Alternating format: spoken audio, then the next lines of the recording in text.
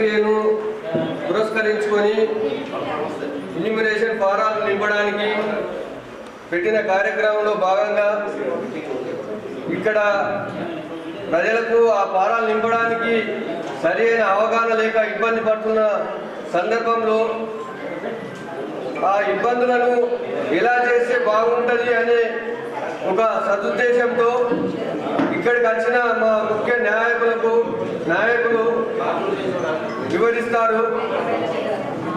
అలాగే ఇక్కడికి వచ్చిన మా డిసిసి టౌన్ అధ్యక్షులు బొబ్బిలి రామకృష్ణ గారు, అలాగే నగర మేయర్ కూరగాయల ఉమారాణి గారు, అలాగే 2 నియోజకవర్గాల ఇన్ఛార్జి ఎక్స్ ఎమ్మెల్సీ గారైన ఆకుల లందక్క గారు, అలాగే తాడి corporation state chairman Mothkuri Chandrashekar Goud గారు, అలాగే జిల్లా గ్రంథాలయ అధ్యక్షులు అంతరెడ్డి రామారెడ్డి గారు, అలాగే ఈ ప్రక్రియ ఎలా చేయాలి, ఎలా మనం ఫారాలు నింపాలనే అబ్దుల్ వహీద్ గారు తన ఎంతో వివరిస్తున్నారు ప్రతి దగ్గర. అలాగే మాజీ మేయర్ ఆకుల సువేద గారు, అలాగే రాజేంద్ర ప్రసాద్ గారు, మద్దెత్ సాయిరెడ్డి గారు, 6వ డివిజన్ ఇన్ఛార్జి రత్నాకర్ గౌడ్ గారు, అలాగే 23వ డివిజన్ ఇన్ఛార్జి సంపత్ గారు, మరి ఇక్కడికి వచ్చిన వివిధ సంఘాల అధ్యక్షులు, ప్రజలకు అందరికీ తెలియజేయడం ఏమనగా, మీకు ఏవైనా సందేహాలు ఉంటే ఇక్కడ ఆర్పీలు, బిఎల్ఓలు, పిఎల్ఏలు కూడా ఉన్నారు. కాబట్టి దయచేసి మీకు ఏమైనా సందేహాలు ఉంటే వాటిని అడిగి తెలుసుకొని నివృత్తి చేసుకొని ఫారాలను ఖచ్చితంగా నింపేయండి. ఓటు హక్కు అనేది మనకు మన జన్మ హక్కులాగా మనము మన ఓటు హక్కుతోనే మన భవిష్యత్తు మారుతుంది, అలాగే మన దేశ భవిష్యత్తు కూడా మారుతుంది. కాబట్టి దయచేసి మీరు ఈ ఓటు హక్కుని అశ్రద్ధ చేయకుండా సద్వినియోగపరచుకోండి. ఇలాంటి కార్యక్రమాలు మీకోసం ఏర్పాటు చేయాలని మంచి దృక్పథంతో మా నాయకులందరూ ఇక్కడికి వచ్చినారు. కాబట్టి మీ సందేహాలను అడిగి తెలుసుకొని ఈ కార్యక్రమాన్ని బాగా విజయవంతం చేయగలరు. మా పని కాదు, మీ సేవ కోడలు అంటున్నారు. మీ సేవ పోతే మీ సేవలో మాకు తెలియదు అంటున్నారు. మేము కాదు తీసుకోవడానికి వచ్చినామన్నారు. మరి అట్లాంటప్పుడు మాకెందుకు పిలిచలేరు? సందేహాలు తీరుస్తారు. అందరికీ నమస్కారం. ఈరోజు 6/27 డివిజన్ ఇక్కడ పెద్దలు మన టౌన్ అధ్యక్షులు రామకృష్ణ గారు, మరియు మన శేఖర్ గౌడ్ గారు పెద్దలు, మరియు రాజేంద్ర గారు, మరియు వైద్య గారు, మన రాజేంద్ర ప్రసాద్ గారు, రత్నాకర్ గౌడ్ గారు, రమేష్ గారు, మరియు శ్రీశరమణ గారు, మరియు మా సోదరి మణి మేయర్ ఉమారాణి గారు, మరి మాజీ మేయర్ మా సోదరి మణి సుజాత గారు, ఇక్కడ వచ్చిన సోదరులందరికీ నమస్కారం తెలియజేస్తా ఉన్నా. ముఖ్యంగా రాజ్యాంగం కల్పించిన మన ఓటు హక్కుని మనం వినియోగించుకున్నారా. ఇప్పుడు ఏంటంటే మంచి ఇది పద్ధతిగా మన ముఖ్యమంత్రి రేవంత్ రెడ్డి గారు, మన పిసిసి అధ్యక్షులు మహేష్ గౌడ్ గారు, మరియు మన రాష్ట్రంలో అన్ని జిల్లాల్లో అన్ని బాగా అవుతున్నాయి. కాబట్టి మన నిజామాబాద్ ప్రత్యేకంగా మనది కూడా ఈ ఓటు హక్కుని వినియోగించుకోవాలని సోదరి మనని కోరుతున్నాను. ముఖ్యంగా ఏంటంటే ప్రతి ఎలక్షన్లలో అన్ని చాలా బయటకి వచ్చిన వాళ్ళు కానీ అన్ని ఓట్స్ వేస్తారు. కాబట్టి ఇప్పుడు ఓటు ఎవరిది ఉండాలా, ఎవరిది ఉండొద్దు అంటే మన ప్రతి డివిజన్లో ఓటు వచ్చే విధంగా చేసుకోవాలనేసి నేను కోరుతున్నాను. ముఖ్యంగా ఇప్పుడు తను అడిగినట్టు 2002లో ఈ సర్వే జరిగింది. ఆ సర్వే ప్రకారం మనం నింపాలని చాలా డౌట్స్ ఉన్నాయి. కాబట్టి మీరు వాళ్ళు ఉన్నారు పిఎల్ఓస్, వాళ్ళ ద్వారా మీరు రాయించుకోండి. తప్పకుండా ఓటు మీరు ఫస్ట్ అయితే మన నిజామాబాద్లో ఓటు ఎక్కడుందో ముందు ఓటు అయితే వేయండి. మళ్ళీ తర్వాత మనం ట్రాన్స్ఫర్ చేసుకోవచ్చు. ఎందుకంటే ఇప్పుడు నాకు ఒక దగ్గర ఉంటుంది, మా ఫ్యామిలీ మెంబర్స్ ఏంటో ఒక దగ్గర ఉంది. అట్లా ఏం లేదు. మనకైతే ఓటు హక్కు అయితే ఉండాలి. ఓటు హక్కు వినియోగించుకున్నప్పుడు మనం ట్రాన్స్ఫర్స్ పెట్టుకుందాం అనేసి సందర్భంగా తెలియజేస్తున్నాం. ప్రజలకు వేదిక మీద అర్బన్ అధ్యక్షుడు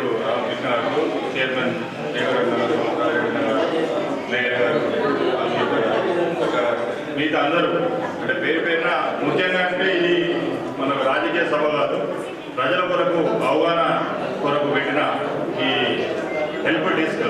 అంటే ప్రజల అవగాహన కొరకు ప్రజలు ఓటు ఎలా వినియోగించుకోవాలి, వాళ్ళ ఓటు ఎవరు నమోదు చేసుకోవాలని చెప్పేసి ఈ కార్యక్రమం చేపట్టినాం. క్షమించాలి పేరు ఉన్న పెద్దగారు పేర్లు చెప్పలేకపోయినందుకు.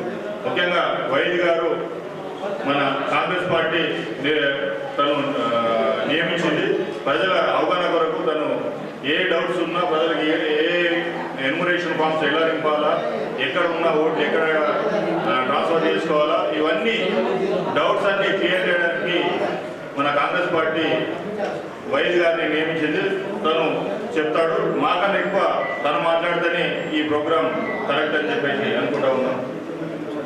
ప్రజలు కొద్దిగా ఓపికతో కూర్చుంటే ముఖ్య నాయకులు ఉన్నారు కాబట్టి వాళ్ళు మాట్లాడిన తర్వాత 2 నిమిషాలు మాట్లాడేసి మిగతాది ప్రోగ్రాం చేయడం. నగర మేయర్ ఉమారాణి గారు. అందరికీ నమస్కారం. ఈరోజు ఇది అవగాహన సదస్సు కార్యక్రమాలు నిర్వహిస్తున్నారు. దాంట్లో భాగంగానే ఇది 6వ వార్డు 12వ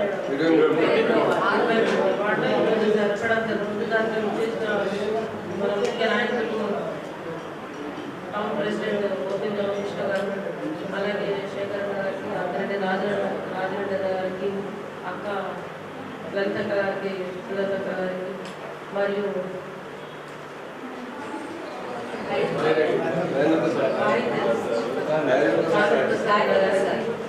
అలాగే శ్రీశైలం అలాగే వాహిద్ గారు, రమేష్ గారికి అందరికీ నా హృదయపూర్వక నమస్కారం. ముందుగా పెద్దలందరికీ నా నమస్కారం. ఈరోజు మనకు దాని గురించి అవగాహన అందరికీ నిజాన్ని చెప్తున్నాయి. ఎక్కువ మందికి డౌట్ లేదు. 2002 అంటే అన్నయ్య ఎప్పుడంటే ఎక్కడ తీసుకురావడం అనే వివరాలు మాకు అర్థమైతే లేవు. మరి దానికోసం ఇన్ఛార్జ్గా వాయిద్ గారిని నియమించడం జరిగింది. వాళ్ళు మీకు అన్ని వివరాలు ఓపికతో సమాధానం చెప్తారు. ఇప్పుడే ఉంటారు, అవన్నీ వివరిస్తారు. వాళ్ళని అడిగి మీరు తెలుసుకోవాల్సిందిగా నేను కోరుకుంటాను. ధన్యవాదాలు. అధ్యక్షులు రామకృష్ణ గారు మాట్లాడుతున్నారు. నమస్కారం, నా పేరు గోపి రామకృష్ణ, నిజామాబాద్ నగర కాంగ్రెస్ పార్టీ అధ్యక్షుడిని. ఈరోజు సభాధ్యక్షులు మన ఆంధ్ర శ్రీశైలం గారి సూపర్వైజర్గా ఉన్న 23వ డివిజన్ మరియు 6వ డివిజన్కి సంబంధించిన బిఏలోల మీటింగ్కి ఇవి చేసిన మన అర్బన్ కోఆర్డినేటర్ రాఘులందర్ గారికి, ముఖ్య అతిథులు మేయర్ ఉమారాణి గారికి, మాజీ మేయర్ సిద్ధార్థ గారికి, రాష్ట్ర కార్పొరేషన్ చైర్మన్ శేఖర్ గౌడ గారికి, గ్రంథాలయ సంస్థ చైర్మన్ మందర రాజేంద్ర గారికి, మాజీ corporator floor leader Rajendra Prasad గారికి, మాజీ మాస్టర్ సాయిరెడ్డి గారికి, రత్నాకర్ గౌడ్ డివిజన్ 6వ డివిజన్ ఇన్ఛార్జ్ గారికి, సంపత్ గారికి, ఈ కార్యక్రమానికి క్షుణ్ణంగా ఎక్స్ప్లెయిన్ చేయడానికి పార్టీ తరఫున మేము ఒక ఈఆర్ఓని కోఆర్డినేటర్గా అపాయింట్ చేయడం చేసిన అబ్దుల్ వాహిద్ గారు. వారు తెలుగులో కూడా చాలా స్పష్టంగా మాట్లాడతారు. ప్రతిరోజు మేము అన్ని డివిజన్లో పర్యటిస్తున్నాం. అన్ని డివిజన్లలో మేము ఓటర్ ప్రక్రియ గురించి పరిశీలిస్తున్నాం. ఇందాక మీరు చెప్పినట్టు 2002లో మీకు నిన్న సర్వర్ చాలా బిజీ ఉండే, నిన్న ఎవరికి కూడా దొరకలేదు. చాలామంది మాకు ముఖ్యమైన చదువులో మాకు కంప్లైంట్స్ వచ్చినాయి. మేము చాలా వరకు తీసి ఇచ్చాము. మా హెల్పర్స్ ఉంటున్నారు. కాంగ్రెస్ పార్టీ తరఫున బిఏలో పెట్టినాము. అక్కడ ఉన్న ఒక హెల్పర్స్ ఫామ్ నెంబర్ అరేంజ్ చేసేస్తాం. ఈ డివిజన్లో 6వ డివిజన్ నుంచి ఒక హెల్ప్ డెస్క్ రత్నాకర్ గౌడ గారు, 23వ డివిజన్ నుంచి సంపత్ గారు, మీ డివిజన్ నుంచి ఒక్కొక్క హెల్పర్ వాళ్ళ నెంబర్లో డిస్ప్లే పెట్టండి. ఎవరైనా మన ఓటర్కి ఇబ్బంది ఉంటే ఆ ఫోన్ చేస్తారు. మీ నెంబర్ కూడా డివిజన్ ఇన్ఛార్జ్గా పెట్టండి. మనకి ప్రక్రియ 24వ తారీఖు వరకు ఇంకా ముందుగా మనకు చాలా ఎదుర్కోవాల్సి వస్తుంటుంది. నిజామాబాద్ గారు ఎక్కడైనా గ్రామీణ ప్రాంతానికి అర్బన్ ప్రాంతానికి చాలా డిఫరెంట్ ఉంటుంది. ఓటర్ ప్రక్రియ అనేది నిజామాబాద్ చాలా వరకు మైగ్రేటెడ్ పీపుల్ ఉంటుంది. విలేజ్ నుంచి కావచ్చు, వేరే రాష్ట్రాలతో వచ్చి ఉంటారు. వాళ్ళని గుర్తించడం అనేది చాలా క్లిష్టమైన ప్రక్రియ. అలాగే జాబ్ పర్పస్ వేరే ప్రాంతం నుంచి వచ్చి ఇక్కడ ఉంటారు. వారి ఓటుని కనిపెట్టడం కూడా బిఏలో కానీ వీళ్ళు కానీ చాలా కష్టమైన ప్రక్రియ.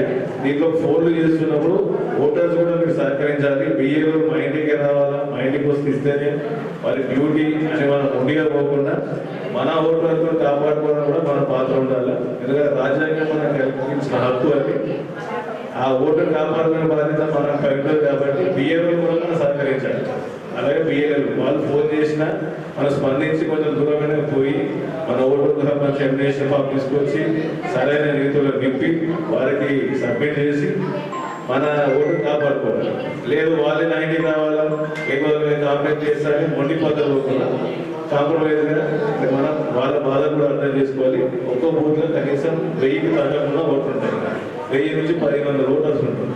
ఆ 1500 ఇంటికి పోవాలని మనకి ఉన్న కాలం టైం అయిపోయింది కాబట్టి మనం కూడా అది సహకరించి మన ఓట్లు కాపాడుకోవాలి. దీనికి కూడా మీరు ఓటర్స్ అందరూ సహకరించాలి. మా వంతు కూడా మేము పార్టీ నుంచి కాంగ్రెస్ పార్టీ తరఫున మేము బిఏలకు పెట్టాం, ఎల్బర్ట్కు పెట్టాం. వాళ్ళు కూడా మీకు సహకరిస్తుంటారు. ఇక్కడ రాజకీయం చేసేది ప్రజల ఓటు కాపాడుకోవడానికి మా వంతు కృషి చేస్తున్నాం. అలాగే మీ తరఫున కూడా మాకు కొంచెం సపోర్ట్ ఈజీగా ఉంటుంది. ఇక్కడ బీదర్లో మన వినోద్ గౌడ్ గారు తిరుగుతున్నారు బిఏలే గారు, అలాగే వేరే సామాన్ వాళ్ళందరూ వారు కూడా మీకు అందుబాటులో ఉంటారు. ఏదైనా డివిజన్ 6వ డివిజన్ మీకు ఇబ్బంది వచ్చినప్పుడు రత్నాకర్ గారు ఫోన్ చేయండి. 23 డివిజన్కి వచ్చినప్పుడు సంపత్ గారికి ఫోన్ చేయండి. మా అర్బన్ నుంచి కూడా వైద్య గారు ఆయన ఫోన్ నెంబర్ చెప్తారు. హెల్ప్ డెస్క్ ఏర్పడడం జరిగింది. మీకు అక్కడ మరి ఎక్కడ నుంచి రెస్పాన్స్ అయిపోతే ఆ నెంబర్ ఫోన్ చేసి దానికి కూడా మేము స్పందిస్తాం. కానీ 24/7 అందుబాటులో ఉంటున్నారు. నిన్న రాత్రి 2 గంటలు కూడా ఫోన్ వచ్చింది. ఆ 2 గంటలు కూడా సమాధానం చెప్పారు. కాబట్టి ఈ ఓటు హక్కు డ్రైవ్లో మేము నిరంతరంగా ఉంటున్నాం, అందుబాటులో ఉండాలి. కాబట్టి మీ తరఫున కూడా సహాయం ఉండాలని మనం చేసుకుంటాం. వైద్య గారు మీకు ఏ డౌట్స్ ఉన్నా నివృత్తి చేసే కార్యక్రమంలో 24 గంటలు అందుబాటులో ఉన్నారు. వారిని మాట్లాడుతున్నట్టుగా కోరుతున్నాను. వైద్య గారు మా అత్యంత మహాత్ములకు నమస్కారం. ఇక్కడ 6th division 23 division training programme plus awareness programme ఉంది ఎస్ఆర్ మీద. ఇక్కడ 2002 డేటా అన్నారు కదా, ఎందుకు 2002 డేటా? అప్పుడు ఎస్ఆర్ జరిగింది. ఇప్పుడు 1 అక్టోబర్కి మనకి ఈ ఫైనల్ లిస్ట్ వస్తుంది. ఇది మళ్ళీ నెక్స్ట్ ఎస్ఆర్కి బేసిస్ అవుతుంది. 2002లో ఎస్ఆర్ జరిగింది. ఇప్పుడు ఈ డేటా 1 అక్టోబర్కి రిలీజ్ అవుతుంది కదా, ఈ డేటా మరి నెక్స్ట్ ఎస్ఆర్కి బేసిస్ అవుతుంది. కాబట్టి 2000 డేటా అనేది బేసిస్. ఓకేనా? ఇక 2002 డేటా దొరకట్లేదు అన్నారు. మీరు ఫట్ అని చెప్పి ప్లే స్టోర్ ఓపెన్ చేయండి, ఏసీ నెట్ అని చెప్పి ఓపెన్ చేయండి మీ మొబైల్లో. ఆ డేటా దొరకట్లేదు అంటున్నారు కదా, EC net EC net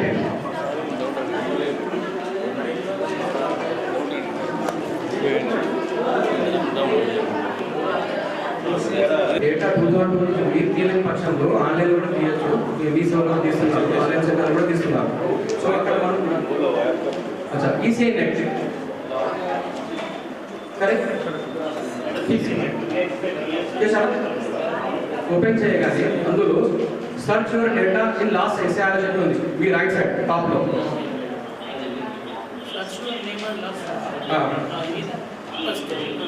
right side లో క్లిక్ చేయండి. Search your data with details అని చెప్పింది, elector details first option. Second option e roll అని చెప్పింది, search your data e roll. So search your data in elector details ఉంది కదా, మీ పేరు tag చేయండి. ఫస్ట్ ఓపెన్ చేయండి, తెలంగాణ అని చెప్పి ట్యాగ్ చేయండి. దాని తర్వాత మీ డిస్ట్రిక్ట్ అని చెప్పి మెన్షన్ చేస్తారు, నిజామాబాద్. అసెంబ్లీ కాన్స్టిట్యున్సీ నిజామాబాద్ అని చెప్పి మెన్షన్ చేస్తారు. చేసిన తర్వాత స్టేట్గా కిందికి వచ్చారు, స్టార్ మార్క్ చూడండి ఇక్కడ, టైప్ ఎలక్టర్ నేమ్ అని చెప్పి ఉంది.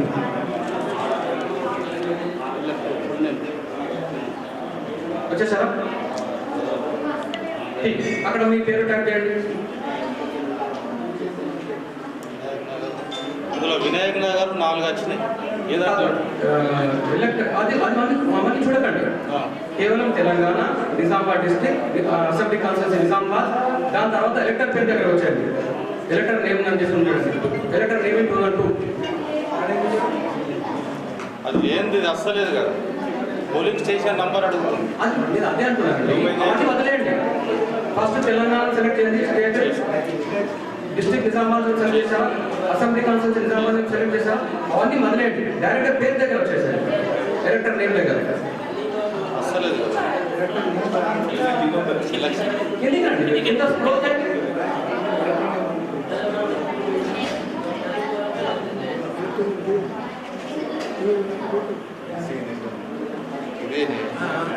नेम टाइप किया हाँ नेम टाइप करेंगे नाम टाइप करिए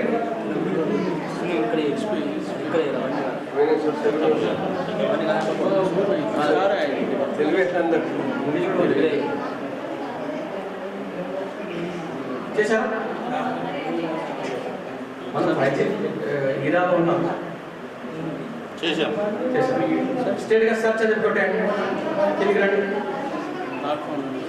नो रिकॉर्ड అని వస్తుంది మీరు లాంగ్ చేస్తున్నారు ఈ ఫస్ట్ కాలం అనేది 1987 కన్నా ముందర పుట్టిన వాళ్ళు వాళ్ళ డేటా 2002లో ఉంటే ఫస్ట్ కాలం నింపాలి 1987 కన్నా ముందర పుట్టిన వాళ్ళు అంటే 40 ప్లస్ మైనస్ వాళ్ళు 1887 ఫాలో అవుతారు వాళ్ళు ఈ కాలం ఫస్ట్ కాలం నింపాలండి 2002 డేటా దొరికింది సపోజ్ డేటా దొరకలేదు అనుకోండి 2002 దీనికి సంబంధించి మీరు ఇక్కడ సెకండ్ కాలంలో మీ పేరెంట్స్ డేటా దొరికింది 2002 సంబంధించి అమ్మ నాన్న గ్రాండ్ పేరెంట్స్ నాన్నమ్మ అమ్మమ్మ వాళ్ళ డేటా దొరికింది సెకండ్ కాలంలో చేసుకుంటాం ఏ రూపైనా చేసినాక మనం ఓటు కాపాడుకోవాలి ఇక ఫస్ట్ 2002 డేటా దొరికింది మీరు ఫిల్ చేస్తున్నారు పేరు మీ పేరు రాస్తారు దాని తర్వాత ఏముంది Aadhaar card election card number పాతది ఇప్పుడు మీ చేతిలో ఉండండి ఏపీ 34 to 37 ఏపీ వస్తుంది అది మెన్షన్ చేస్తారు ఉంటే లేకుంటే వదిలేయండి దాని తర్వాత బంధువు పేరు అని చెప్తుంది మీ నాన్నగారు ఇప్పుడు మీరు మీతో మ్యాప్ చేసుకుంటున్నారు కాబట్టి మీ నాన్నగారి పేరు మెన్షన్ చేస్తారు అక్కడ ఓకే నేను నాతో మ్యాప్ చేసుకుంటున్నాను నా 2000 డేటా ఉంది కాబట్టి నేను 2000 మ్యాప్ చేసుకుంటే నా పేరు నా ఫాదర్ పేరు మెన్షన్ చేస్తాను బంధుత్వం దగ్గర వచ్చి ఫాదరే రాయాలి ఇక్కడ అందరూ కన్ఫ్యూజ్ అవుతున్నారు బంధువు దగ్గర ఫాదరే రాయాలి ఎందుకంటే నాది నేనే చేసుకుంటున్నాను కాబట్టి దాని తర్వాత వచ్చేసి జిల్లా ఉంది నిజామాబాద్ మెన్షన్ చేస్తాను నియోజకవర్గం పేరు ఉంది నిజామాబాద్ మెన్షన్ చేస్తాను రాష్ట్రం ఉంది తెలంగాణ అని చెప్పి రాయాలి ఆంధ్రప్రదేశ్ అని చెప్పి కన్ఫ్యూజ్ అవ్వకండి అవసరం లేదు తెలంగాణ రాయాలి ఎందుకంటే వాళ్ళ బిలో యాక్షన్లో నేను పూర్తి చూడడం జరిగింది అందులో ఏమేమి ఆప్షన్స్ ఉన్నాయి దానికి పూర్తి స్టడీ చేయడం జరిగింది అక్కడ తెలంగాణని యాక్సెప్ట్ చేసుకుని తెలంగాణ మెన్షన్ చేయాలి పాతది ఆంధ్రప్రదేశ్ రాయట్లేదు రాష్ట్ర పార్టీ ఏపీ రాష్ట్ర పార్టీ చెప్తలేదు ఓకే దాని తర్వాత ఇంపార్టెంట్ పాయింట్ ఏంటంటే అనుకుంటాను చనిపోతే రాయద్దన్నం ఫాదర్ చనిపోయిండు అనుకో అంటే మీ 2000 డేటా ఉంది కదా అట్లా కాదు సార్ ఇప్పుడు ఫాదర్ చనిపోయిండు అలా రాయచ్చా రాయరాదా బంధుత్వం దగ్గర బంధుత్వం దగ్గర ఫాదర్ పేరు ఖచ్చితంగా రాయాలి ఎందుకంటే అదే చనిపోయినా రాయొచ్చు కదా అది ఆటోమేటిక్గా రాయాల్సి వస్తుంది అది ఓకే ఇక్కడ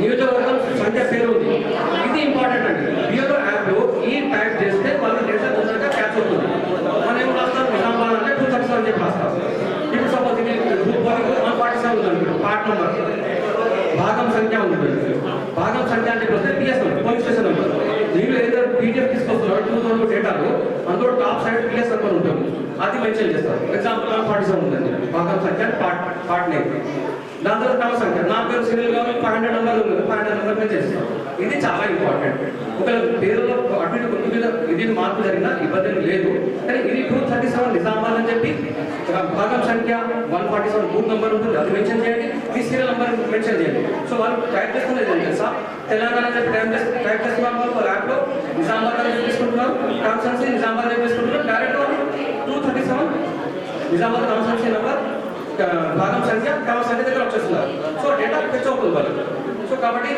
చిన్న తప్పు జరిగినా దానికి ఇబ్బంది ఏం లేదు ఇది మీ డేటా 2002లో ఉంటే సపోజ్ 2002లో డేటా లేదు లేని వాళ్ళు సెకండ్ కాలం నింపాలి సెకండ్ కాలం ఎవరితో మ్యాప్ చేసుకోవాలి పేరెంట్స్ అమ్మతో చేసుకోవచ్చు నాన్నతో చేసుకోవచ్చు లేదా నాన్నమ్మతో అమ్మమ్మతో ఎవరితో మ్యాప్ చేసుకోవచ్చు ఇందులో ఇబ్బంది లేదు సో ఇప్పుడు మీకు దొరికినప్పుడు మీ డేటా దొరికినప్పుడు ఇక్కడ మీ మదర్ డేటా చూస్తున్నారు సపోజ్ మీ మదర్ డేటా ఫిల్ చేసినప్పుడు మీ మదర్ పేరు రాస్తారు తనకు సంబంధించిన పాత కార్డు ఉండే ఏపీ కార్డు మెన్షన్ చేస్తారు బంధువు పేరు ఏం రాస్తారంటే మన నాన్నగారి పేరు వస్తుంది అమ్మతో మ్యాప్ చేసుకుంటున్నా నాన్నగారి పేరు వస్తుంది బంధుత్వం అనేది అక్కడ అందరు కన్ఫ్యూజ్ అవుతారు ఇక్కడ ఎవరితో మ్యాప్ చేసుకుంటే వాళ్ళకి మెన్షన్ చేయాలి అమ్మతో మ్యాప్ చేసుకుంటే మదర్ ఫాదర్తో మ్యాప్ చేసుకుంటే ఫాదర్ ఒకవేళ నాన్నమ్మతో చేసుకుంటే గ్రాండ్ మదర్ తాతయ్యతో చేసుకుంటే గ్రాండ్ ఫాదర్ అది మెన్షన్ అది మనకు వాళ్ళకుంటే బంధుత్వం దాని తర్వాత స్టేట్కి వచ్చేస్తే మళ్ళీ రాష్ట్రం ఉంది తెలంగాణ మెన్షన్ చేస్తాం నిజామాబాద్ అనేది జిల్లా ఉంది నిజామాబాద్ మెన్షన్ చేస్తాం నియోజకవర్గం పేరు నిజామాబాద్ ఉంది నిజామాబాద్ అని మెన్షన్ చేస్తాం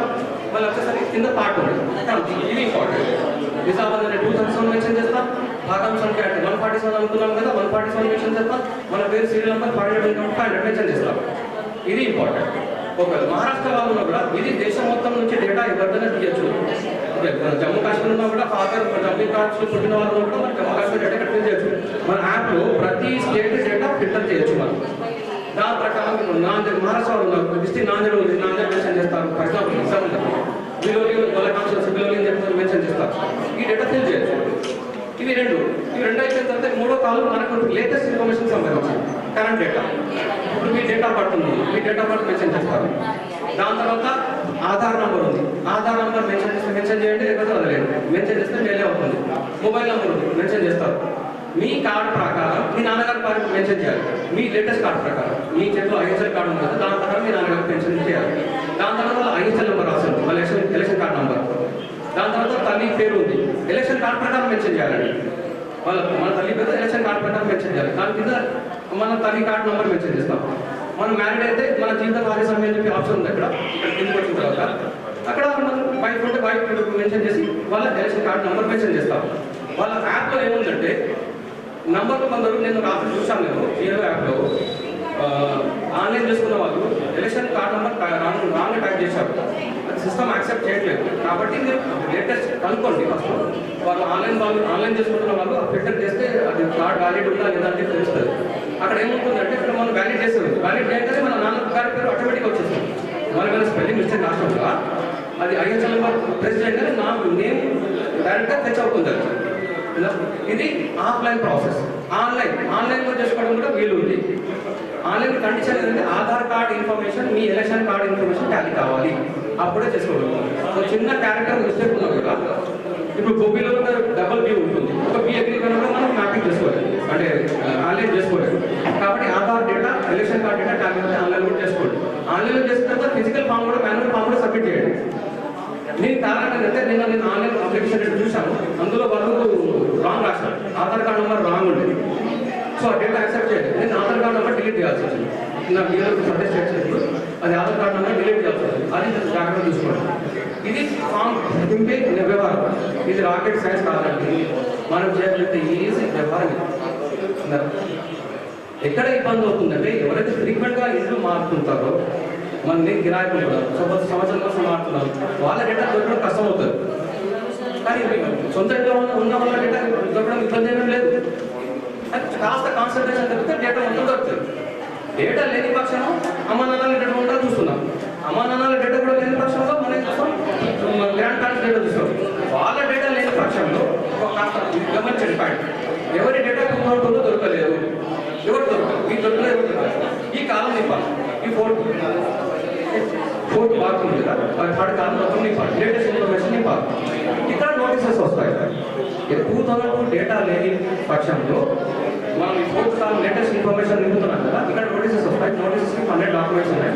12 డాక్యుమెంట్స్ ఒక డాక్యుమెంట్ సబ్మిట్ చేస్తే క్లియర్ అయిపోతుంది. అందులో 12 డాక్యుమెంట్స్ ఏమున్నాయి? బర్త్ సర్టిఫికేట్ ఉంది, మన ఎస్ఎస్సి సర్టిఫికేట్ ఉంది, రిజల్ట్ సర్టిఫికేట్ ఉంది, క్యాస్ట్ సర్టిఫికేట్ ఉంది. దాంతోపాటు గవర్నమెంట్ ఇష్యూ చేసిన 1987 ముందర ఇష్యూ చేసిన ఐడెంటిటీ కార్డ్స్ ఉన్నాయి, గవర్నమెంట్ ఇష్యూ చేసిన. ఇంకా పెన్షన్ ఆర్డర్ కాపీ ఉంది. ఒకవేళ మన గవర్నమెంట్ ఎంప్లాయ్ అయితే వాళ్ళ ఐడి కార్డ్స్ కూడా యాక్సెప్టబుల్ ఉన్నాయి. సపోజ్ మనం 2009లో ఇందులో ఇల్లు ఇవ్వడం జరిగింది, వాళ్ళ శాంక్షన్ లెటర్స్ ఉంటే వాళ్ళ శాంక్షన్ లెటర్ కూడా ఎలిజిబుల్ ఉంది. పట్టా పాస్బుక్ ఉంటే అది కూడా వాడుకోవచ్చు. సేవ్ డీడ్ ఉన్నా కూడా మనం చూపించవచ్చు. ఓకే, ఆధార్ కార్డుతో పాటు ఆధార్ కార్డు చూపించవచ్చు, ఆధార్ కార్డుతో పాటు మరో డాక్యుమెంట్ చూపించాల్సి వస్తుంది. ఇక 3 డాక్యుమెంట్స్ 12 డాక్యుమెంట్స్లో 3 డాక్యుమెంట్స్ మనం ఫోటో తెలంగాణకి, కాబట్టి దాని గురించి నేను మాట్లాడలేదు. ఒక అటవీ శాఖ ఇష్యూ చేసిన సర్టిఫికేట్ అది కూడా చూపించవచ్చు. కాబట్టి ఈ 12 డాక్యుమెంట్స్లో 3 డాక్యుమెంట్స్ మనకి లేవు, 9 డాక్యుమెంట్స్ మనకు ఉన్నాయి. 9 డాక్యుమెంట్స్లో ఏ ఒక డాక్యుమెంట్ చూపించినా ఈ ఆరో అప్రూవ్ చేసేస్తారు. ఒకవేళ డీప్కి వెళ్తే వెళ్ళే అవకాశం ఉంటుంది. కానీ డాక్యుమెంట్స్ ఇవి లేని పక్షంలో వేరే డాక్యుమెంట్స్ ఏముంటే అవి క్యారీ చేయండి, నోటీస్ వస్తాయి. ఇది ఏంటంటే ఈఆర్ఓకు అధికారాలు ఇచ్చారు ఎలక్షన్ కమిషన్. చూడండి ఏదైనా ప్రూవ్ చేయగలుగుతామా ఈ 12 డాక్యుమెంట్స్ లేకపోతే వాళ్ళ సర్వాధికారం వాళ్ళకి ఇచ్చారు. కాబట్టి 12 డాక్యుమెంట్ ఏదైనా డాక్యుమెంట్ ఇచ్చినా వేరే డాక్యుమెంట్ చూసి వాళ్ళు అప్లై చేసే ఆస్కారాలు ఎక్కువ ఉంటాయి. ఇది ప్రాసెస్. ఇప్పుడు ఫ్రెష్ లాస్ట్ చెప్పారు కదా సార్, ఇప్పుడు ఏది దొరకకపోతే రాయమని డ్రాఫ్ట్ రెడీ అయిన తర్వాత నోటీస్ వస్తుందా? డ్రాఫ్ట్ కన్నా ముందు నోటీస్? 24 జూలై వరకు ఫామ్స్ సబ్మిట్ చేసి ఉంది. కానీ ఈ ఫామ్స్ ఇచ్చేదానికి ఆస్కారం చేయకండి, ఆన్సర్ చేయకండి. ఫామ్ ఇమీడియట్గా నింపి తీసుకొచ్చేది, ఎందుకంటే వాళ్ళకి బర్డెన్ అవుతుంది. బిఎల్ఓస్ వాళ్ళు ఎంట్రీ చేయడానికి చాలా కష్టం అవుతుంది. ఒక్కొక్క ఫామ్కి 20 నిమిషాలు పడుతుంది వాళ్ళకి. సో ఈ 24 వరకు ప్రాసెస్ కంప్లీట్ వరకు మనం డెడ్లైన్ కంటే 10 వరకే పెట్టుకున్నాం. అదే 20 రేపు మొత్తం సబ్మిషన్ అయిపోవాలని చెప్పి. ఓకే సార్, నేను వస్తున్నాను. సో ఈ నోటీసులు ఎప్పుడు వస్తాయంటే డ్రాఫ్ట్ రూల్ రిలీజ్ అయిన తర్వాత నోటీసెస్ వస్తాయి.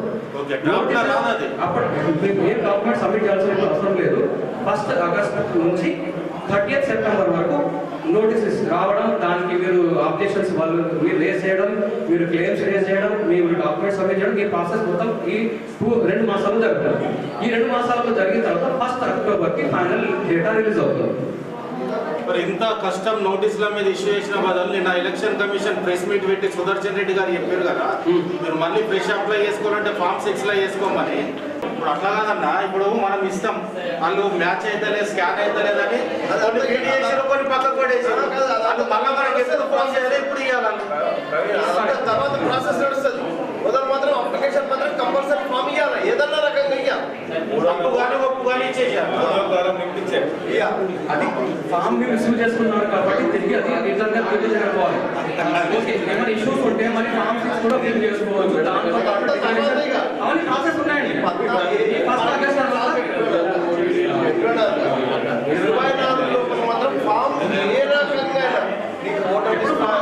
కాలేజ్ అడ్మిషన్ పోయి ఆన్లైన్ సబ్మిషన్ చేయాల్సి వస్తుంది. జిరాక్స్లు పెట్టు, హాల్ టికెట్ నెంబర్ సబ్మిట్ చేస్తాం. మన సీట్ రిజర్వ్ అవుతుంది. అడ్మిషన్ తీసుకున్న రోజు ఫీజు కట్టే రోజు మనం ఒరిజినల్ సర్టిఫికేట్ ఏమైతుందో అది చూపిస్తాం. సీట్ అలాట్మెంట్ అవుతుంది. సరే ఇప్పుడు 24వ తారీఖు రోజు మనము ఈవెంట్ 2000 డేటా వర్గంలోకి పోతే 3వ కాలం ఉంది కదా, 3వ కాలం నింపివ్వాలి. 3వ కాలం అంటే ప్రస్తుతం మన పరిస్థితి ఉన్న ఓటర్ దాన్ని నింపిస్తే మనము తర్వాత నోటీస్ ఇష్యూ అయినప్పుడు మనం ఉన్న డాక్యుమెంట్స్ అప్లై చేస్తే మనది అప్రూవ్ అవుతుంది. అసలు ఫామ్ ఇవ్వకపోతే ఫామ్ 6 ఇస్తున్నాం. ఫామ్ 6 ఎందుకైంది నాకు ఏం లేదు, నేను ఇయ్యాలి ఫ్రెష్ అయిపోతుంది. ఇది ఒక నెక్స్ట్ ఎస్ఐ నడుస్తుంది. నెక్స్ట్ చేస్తారు మనకి ఇబ్బంది.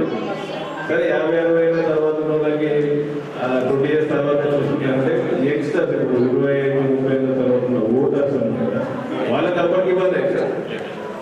కాబట్టి ఇప్పుడు ఏదో విధంగా మనం ఎమ్యూనరేషన్ పంపించేయాలి. 3rd కాలం ఎంపీ తీసుకుంటే మన డీటెయిల్స్ లేకపోతే దానికి రెడ్ మార్క్ పెడతారు. అది తర్వాత మనకు నోటీస్ రూపంలో వస్తుంది. వచ్చినప్పుడు మనం సర్టిఫికేట్స్ మన డాక్యుమెంట్స్ ఏదైతే సబ్మిట్ చేస్తాం అప్రూవ్ అయిపోయింది. ఇది ప్రాసెస్. అంటే ఎప్పుడైనా డైరెక్ట్ ఫామ్ 6 ఇస్తే అందరం ఇస్తాను కొత్త ఓటర్ అదే ఏమైంది అన్ని ఓట్లు రిజెక్ట్ అయిపోతాయి. ఇప్పుడు నాకు ఓటు ఉంది, నేను ఫామ్ 6 ఇస్తాను, కానీ డ్రాఫ్ట్ రోడ్ రాదు. డ్రాఫ్ట్ రోడ్ 6 ఎప్పుడు ఆఫ్టర్ నెక్స్ట్ కొత్త రోడ్ అయినప్పుడు వస్తుంది. ఇప్పుడు నాకు రిజెక్ట్ అయినా పడుతుంది. 93 లక్షలు రిజెక్ట్ కావడానికి ఇది కూడా ఒక రీజన్ పశ్చిమ బెంగాల్. ఆ తర్వాత కాకుండా మనకంటే 4 స్టేట్లు చూసినాం కాబట్టి అవన్నీ గమనించి మనం క్షుణ్ణంగా ముందుకు వెళ్తాం. వాళ్ళు ఫామ్ 6తో పాటు డిక్లరేషన్ ఫిల్ చేసి 1 ఆగస్ట్ తర్వాత సబ్మిట్ చేయొచ్చు. ఓటు ఎట్టుకోవద్దు, దాన్ని సరిగ్గా కాపాడుకోవద్దు, కానీ బడ్జెట్ అనుకోకూడదు. అదే నేను చెప్పేది. సో ఇప్పుడు ఇదైపోయింది. సపోజ్ ఎవరైనా చనిపోయిన వాళ్ళు కూడా ఫామ్ తీసుకోవాలి, ఎలిమినేషన్ ఫామ్ తీసుకోవాలి. దాంతోపాటు ఫామ్ 7 నింపి వాళ్ళకి అప్పచెప్పాలి డెత్ అని చెప్పి. ఒకవేళ డూప్లికేషన్ ఉంటే వాళ్ళు కూడా ఫామ్ 7 నింపి ఎలిమినేషన్ ఫామ్తో వాళ్ళు మళ్ళీ సబ్మిట్ చేశారు. అంటే 1000 ఫామ్లు రిలీజ్ అయితే ఇష్యూ చేస్తే 1000 ఫామ్ తిరిగి రావాలి. అది డెత్ కావచ్చు, షిఫ్టింగ్ కావచ్చు, లేకపోతే కరెక్షన్ కావచ్చు, ఏదైనా కావచ్చు. ఓకే, ఇప్పుడు లేటెస్ట్ కార్డ్ మీద ఉంది, అందులో మిస్టేక్స్ ఉన్నాయనుకోండి, ఫామ్ 8 నింపి కరెక్షన్ చేసుకోవచ్చు. ఇది 1 ఆగస్ట్ తర్వాత ఆ ప్రాసెస్ ఉంటుంది. ఏమైనా చేంజెస్ ఉంటాయి. ఇది స్కూల్ అంటే ప్రాసెస్. ఇంకేమైనా అనుమానం ఉంటే చెప్పండి. అవును, హైదరాబాద్ ఇచ్చినట్టు ఫామ్స్ నిజామాబాద్ ఇచ్చినాడు. అర్థమైంది. 2 ఓట్లు ఉన్నాయి. సో అది మీరు డిసైడ్ చేసుకోండి ఏ ఓటు పెట్టుకోవాలి. ఇక్కడ పెట్టుకోవాలనుకుంటే అక్కడ ఎలిమినేషన్ ఫామ్తో ఫామ్ 7 ఫిల్ చేసి ఇవ్వాల్సి వస్తుంది, డిలీట్ చేయడానికి. మా పిల్లలు హైదరాబాద్ ఉన్నాయి, వాళ్ళకి ఇక్కడ ఓటాకు వచ్చింది నిజామాబాద్. ఫామ్స్ నాకు ఇచ్చినారు ఫిల్అప్ చేసి. ఇప్పుడు వాళ్ళ అక్కడ కూడా వాళ్ళకి వచ్చినాయి. అదే మీరు ఏం ఉంచుకోవాలనుకుంటున్నారు, ఎక్కడ ఉంచుకోవాలనుకుంటున్నారు, ఎంతటికి వాళ్ళని అడిగి ఓటు ఉంచుకోవాలనుకుంటున్నావో అక్కడికి ఉంచుతూ అది అట్లే ఇస్తూ ఇక్కడ ఎక్కడైతే డిజైన్ చేపిద్దాం అనుకుంటో దానికి కూడా ఫామ్ ఇది నింపేసి ఫామ్ నింపకూడదు, ఫామ్ 7 నింపాలి. ఫామ్ 7లో మీరు IHL నంబరు, అడ్రస్ అవన్నీ రాస్తారు. రాసిన తర్వాత పెద్ద కాలం ఉంది రిమార్క్స్ అని చెప్పి. రిజెక్షన్ ఆర్ అడిషన్ అని చెప్పి అక్కడ డ్యూ టు డూప్లికేషన్ అని చెప్పి can delete due to duplication అని చెప్పి మెన్షన్ చేయండి. అది ఓటు డిలీట్ అవుతుంది. అదేవిధంగా చనిపోయిన వాళ్ళు కూడా ఫామ్స్ ఫిల్ చేసి రిటర్న్ ఇవ్వాల్సి వస్తుందండి. అవును, ఎన్యూమరేషన్ వాళ్ళకు ఉంటాయి. బ్యూరోస్ దగ్గర ఫామ్ 6 కూడా ఉంది, డిక్లరేషన్ ఉంది, ఫామ్ 8 ఉంది, ఫామ్ 7 ఉంది, ఇవన్నీ ఉన్నాయి. ఓకే, ఇప్పుడు బయట వాళ్ళు ఉన్నారు, యూఎస్లో ఉన్నారు, దుబాయ్లో ఉన్నారు, వాళ్ళు కూడా ఎన్యూమరేషన్ ఫామ్ ఫిల్ చేసి అక్కడ కింద ఫాదర్ అని చెప్పి రాయండి. ఎవరైతే సంతకం పెట్టుకున్నారో ఫాదర్ చేస్తే ఫాదర్, మదర్ అప్లికేషన్ ఇస్తే మదర్ సంతకం రాసి సబ్మిట్ చేయండి.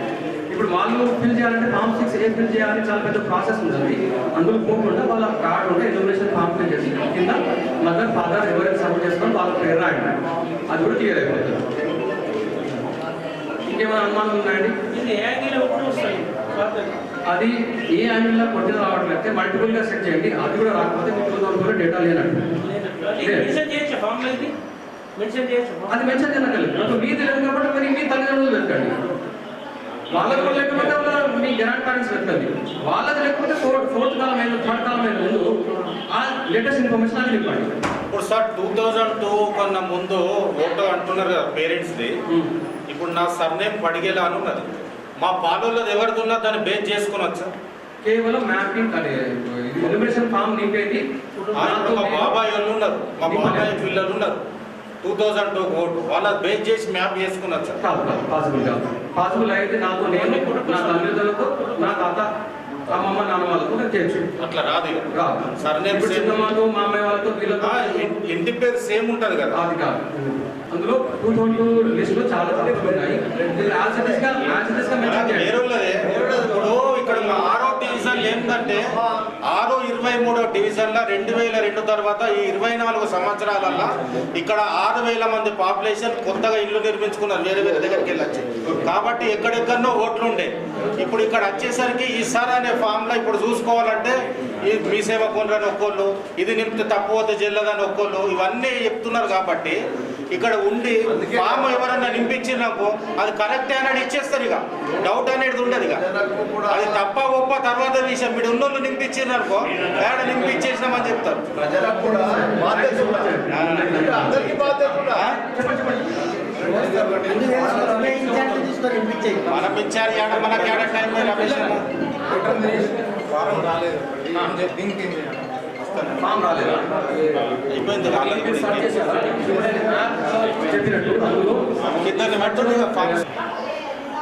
ఈరోజు 6వ డివిజన్ కార్పొరేటర్ అభ్యర్థి రత్నాకర్ గౌడ్ గారు, 23వ డివిజన్ అభ్యర్థి కోఆర్డినేటర్ సంపత్ గారు, వీరి సూపర్వైజర్ ఆకుల శ్రీశైలం గారి ఆధ్వర్యంలో ఈరోజు అవగాహన కార్యక్రమం ఎస్ఐపై నిర్వహించడం జరిగింది.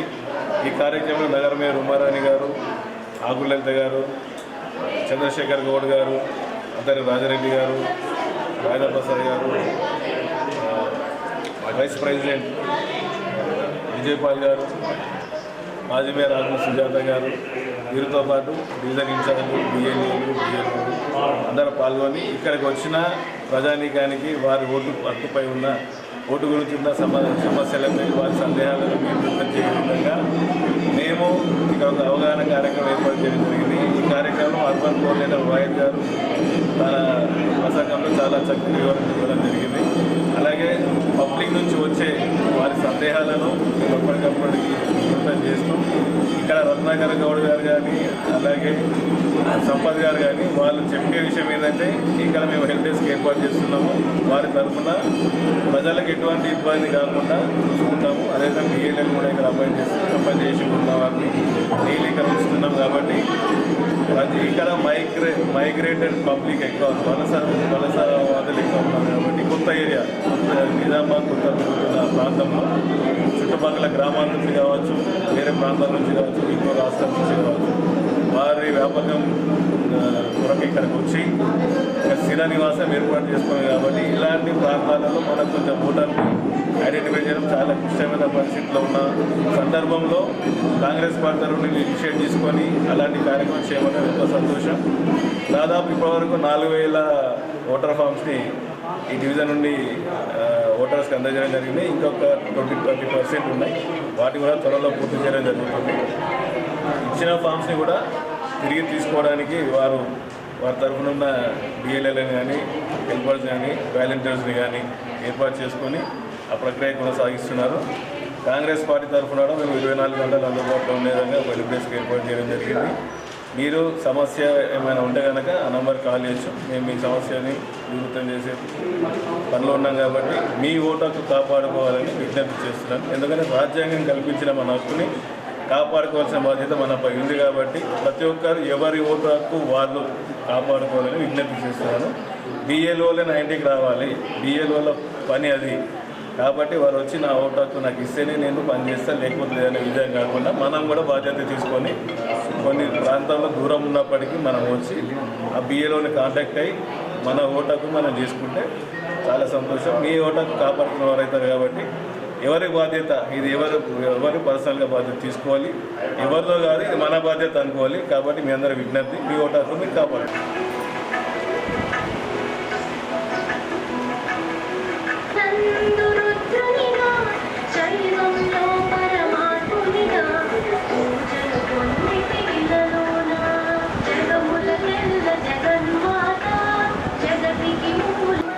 నిజామాబాద్ ప్రజలందరికీ నమస్కారం. ఒక విజ్ఞప్తి, ఎస్ఐఆర్ అవగాహన సదస్సులు నిర్వహించబడుతున్నవి. దానిలో భాగంగానే ఈరోజు 6 వార్డులో జరపబడుతుంది. దాన్ని ఒక ఇన్ఛార్జిగా నియమించారు కాంగ్రెస్ పార్టీ తరఫున. వాజిద్ అని ఆయనకు మొత్తం ఇన్ఛార్జ్ చెప్పారు. ఆయన మొత్తం ఇక్కడ ఏమైనా డౌట్లు ఉన్నా వాళ్ళు క్లియర్గా చెప్తున్నారు. అలాగే వార్డ్ వైజ్గా బిఎల్ఏను కూడా అపాయింట్మెంట్ చేశారు. ఇప్పుడు ఇక్కడ ఏమనుకుంటున్నామంటే ఇంకొక 2, 3, 4 పెట్టి కూడా ఫామ్స్ నింపాలని మేము ఆలోచన చేస్తున్నాం. 6, 23 వార్డులలో ఈరోజు అవగాహన సదస్సు జరపబడింది.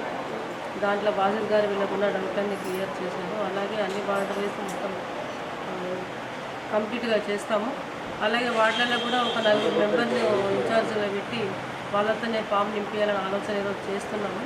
దాన్ని అమలు పరుస్తామని అనుకుంటున్నాము. ధన్యవాదాలు.